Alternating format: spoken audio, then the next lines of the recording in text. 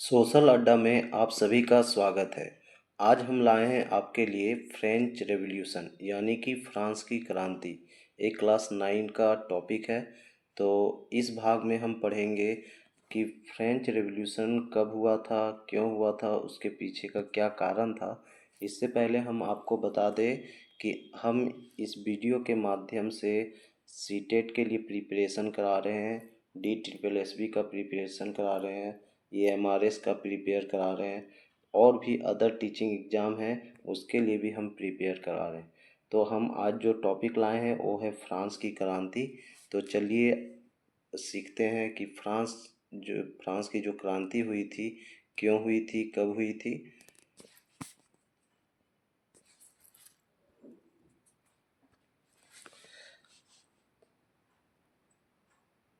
French revolution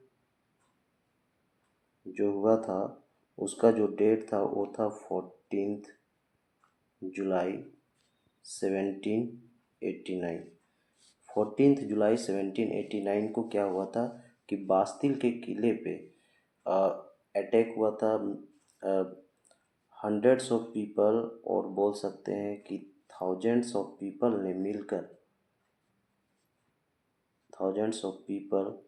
ने मिलकर Bastille के किले पर धावा बोला था। तो ये जो डेट है 14 जुलाई 1789 ईस्वी, ये बहुत ही इम्पोर्टेंट है।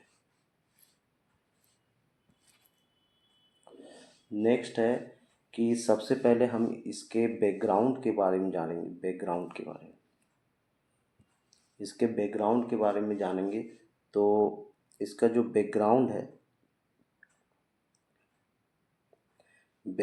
है कि पहले था सामंतवाद, जिसको इंग्लिश में बोलते हैं फ्यूडलिज्म। फ्यूडलिज्म एक ऐसी व्यवस्था थी जिसमें राजा अपने अधीनस्थ अधिकारियों के माध्यम से शासन करता था। एक वर्ड है फ्यूड। फ्यूड यानी कि होता है भूमि का टुकड़ा। इसका मतलब है कि लोग जो सामंत होते थे वो वेतन के बदले भूमि का टुकड़ा लेते थे। तो बोल सकते हैं कि king rules with the help of subordinate. मतलब कि किंग जो है सबॉर्डिनेट के माध्यम से शासन करते थे, यानी कि सामंत के माध्यम से शासन करते थे।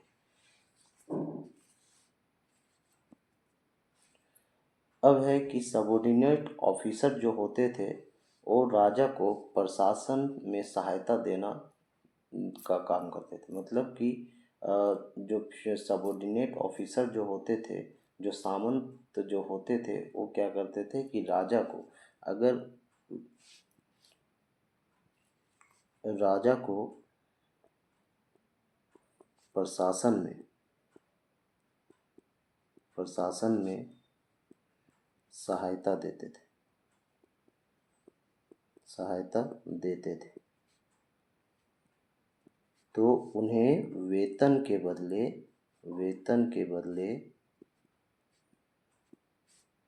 भूमि का टुकड़ा मिलता था।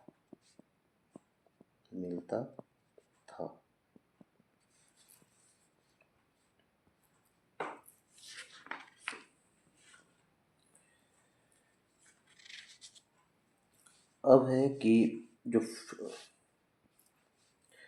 फ्रेंच सोसाइटी थी, पहले बताते हैं कि फ्रांस में 1774 ईस्वी में लुईस 16वां राजगद्दी पर बैठा और उसने मेरी एंटोनेट के साथ विवाह किया, जो कि ऑस्ट्रिया की राजकुमारी थी।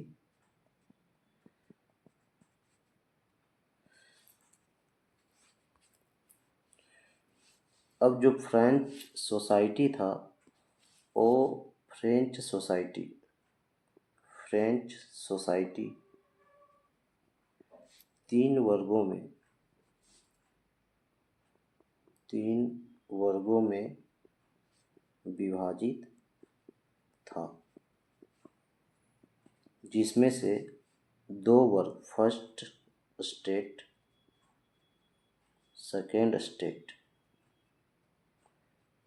ये दोनों टैक्स फ्री थे। इनका बर्थ राइट था कि वो टैक्स उनको नहीं देना पड़ता था। फर्स्ट स्टेट में जो आते थे वो आते थे अब फर्स्ट स्टेट में क्लर्जी, सेकेंड स्टेट में nobles and third state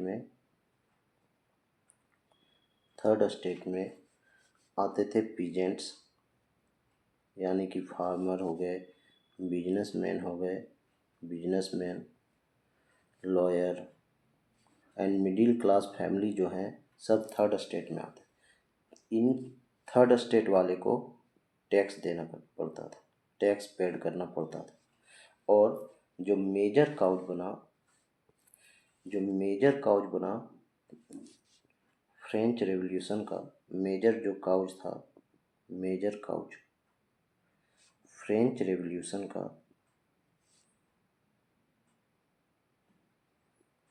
revolution का वो था हैवी बर्डन, या बोल सकते हैं फाइनेंशियल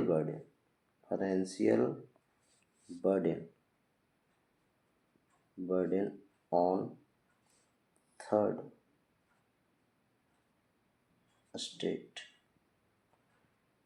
यानी कि जब फाइनेंशियल क्राइसिस आई फ्रांस में, तो सारा बर्डन जो है वो थर्ड स्टेट को दिया गया, जिसका जो एक कारण बना फ्रांस की क्रांति का।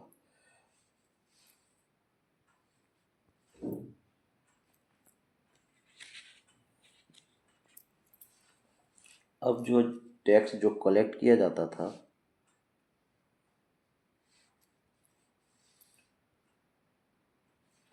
टैक्स दो तरह से कलेक्ट किया जाता था। टैक्स जो था वो दो तरह से कलेक्ट किया जाता था।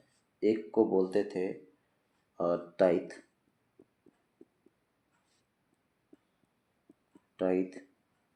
और एक को बोलते थे टाइल।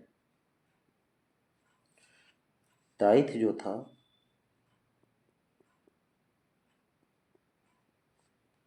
टैक्स जो था वो धार्मिक कर ये चर्च के द्वारा वसूल किया जाता था।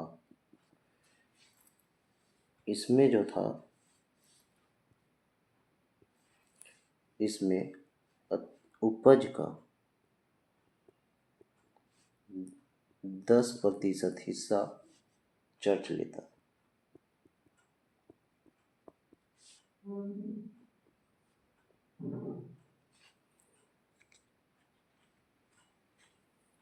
और एक था टाइल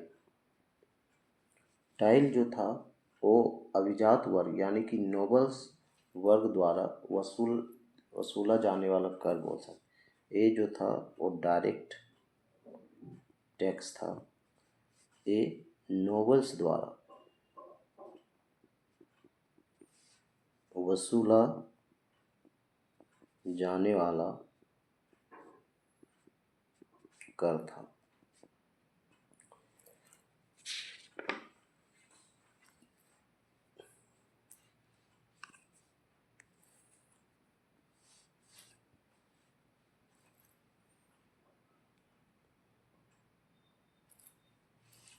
अब है कि जब भी कोई दिक्कत आती थी तो राजा जो है एक सलाहकारी परिषद बुलाता था, जिसको उस समय स्टेट जनरल बोला जाता।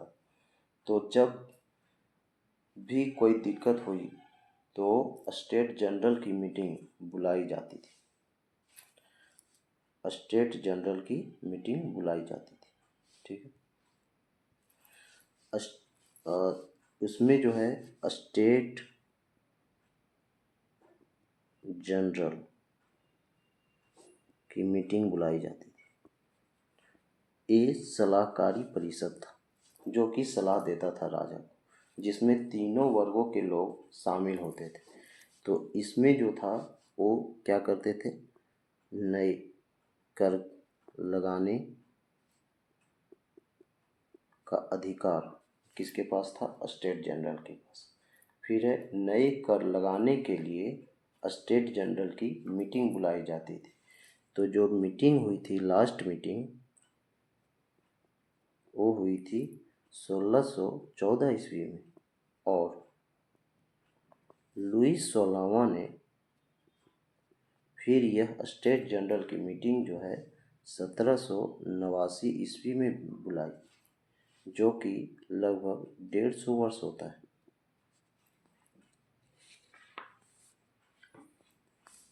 ऐसे में जब 150 वर्ष हो गया और 150 वर्ष बाद जब स्टेट जनरल मीटिंग बुलाई जाती है, स्टेट जनरल की मीटिंग बुलाई जाती है, तो क्या होता है कि जो थर्ड स्टेट वाले थे, थर्ड स्टेट वाले, इनको तो टैक्स पेड करना पड़ता है। तो यहीं पर इस पर क्या हो गया, फाइनेंशियल बर्डन आ गया, और इस लोगों ने क्या किया, फ्रेंच रेवोल्यूशन इसके कारण हो गया। फ्रेंच रेवोल्यूशन इसके कारण हो गया। One of the major cause यही था। अब हम बात करेंगे कि आखिरकार फाइनेंशियल क्राइसिस जो फ्रांस में आई थी उसका कारण क्या था। तो जो लुईस 16वां था, जब वो 1774 ईस्वी में फ्रांस का राजा बना, तो उस फ्रांस पर लगभग 12 अरब लिब्रे लिब्रे का कर्ज हो गया, कर्ज हो गया। 10 अरब लिब्रे का कर्ज इसलिए हुआ क्योंकि उसने अमेरिका की मदद की।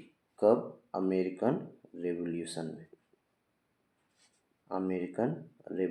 में अमेरिका की मदद किया फ्रांस ने, जिसके कारण फ्रांस पर 10 अरब लिब्रे का कर्ज हो गया। अब लिब्रे क्या है, लिब्रे फ्रांस की मुद्रा है। लिब्रे क्या है, फ्रांस की मुद्रा।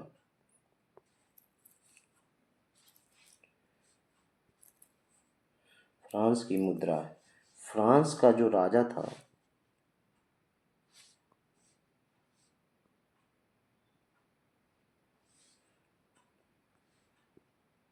फ्रांस का जो राजा था, फ्रांस का शाही महल, जिसको बोलते हैं वर्साई पैलेस है ना, और रॉयल पैलेस था। तो वहाँ भी वो फिजूल खर्ची करता था। कैसे खर्च करता था, तो लोगों को बैठाकर पैसे दिया जाता, जिसके कारण 2 अरब लिब्रे यहाँ भी कर्ज में आ गया। अब लिब्रे जो फ्रांस की मुद्रा थी उसे 1974 ईस्वी में क्या कर दिया गया, बंद कर दिया गया।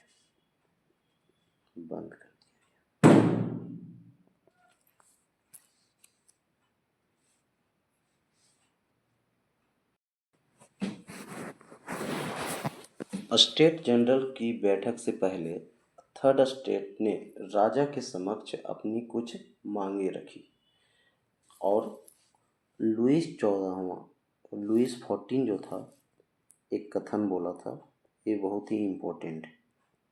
लुईस 14 ने कहा था मैं ही राज्य हूँ, यानी आई एम द स्टेट। ये बहुत बड़ा कथन है, आई एम द स्टेट। इसमें दिखाता है कि राजा का जो नियंत्रण था वो निरंकुश था, निरंकुश राजतंत्र भी बोल सकते हैं। अब जब थर्ड स्टेट में मतलब कि स्टेट जनरल की जब मीटिंग बुलाई जाती है, जब फ्रांस का जो हालत जो था आर्थिक रूप से जब खराब हो जाता है और सारे स्टेट को स्टेट जनरल की मीटिंग में जब बुलाया जाता है, तो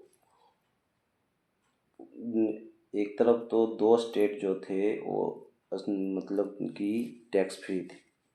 स्टेट जनरल की मीटिंग में जब तीनों स्टेट को बुलाया जाता है, जो दो स्टेट होते हैं, first state and the second state, वो तो टैक्स फ्री होते हैं, उनको तो कोई मतलब होता नहीं है। लेकिन जो थर्ड स्टेट वाले जो रहते हैं उनको बहुत ही दिक्कतों का सामना करना पड़ता है। और थर्ड वहीं पर से थर्ड स्टेट का क्या होता है, थर्ड स्टेट समय के साथ क्या होता है, समय के साथ एक पढ़े लिखे मध्यम वर्ग का उदय होता है। इसी में मिडिल क्लास फैमिली आते हैं, ठीक है, वही टैक्स पेयर होते हैं। इसमें व्यापारी हैं, शिक्षक हैं, वकील हैं, अधिकारी हैं, है ना। इसमें जितने भी बुर्जुआ वर्ग बोल सकते हैं, सब लोग इसमें आते हैं। तो आज का जो वीडियो है, आज पार्ट 1 था। अगर आपको ये वीडियो अच्छा लगा हो तो हमारे चैनल को लाइक एंड सब्सक्राइब करिएगा, ताकि हम इसी तरह के अच्छे अच्छे वीडियो आपके साथ शेयर कर सकें। और लाइक एंड सब्सक्राइब करना ना भूलिएगा। धन्यवाद।